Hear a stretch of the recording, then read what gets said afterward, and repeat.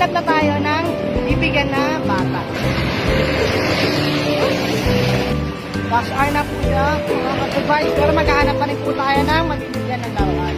Kaya bata, ano pangalan mo? Ano pangalan mo? Sige, sige ako kayo laruan. Kuha kayo.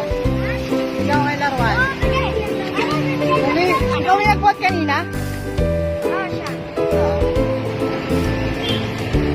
Sige, kuha ka laruan dali. Dito ko kayo laruan.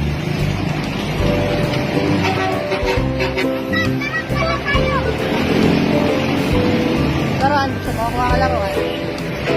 Kuha ka. Kuha ka laruan, dali. Kuha ka laruan.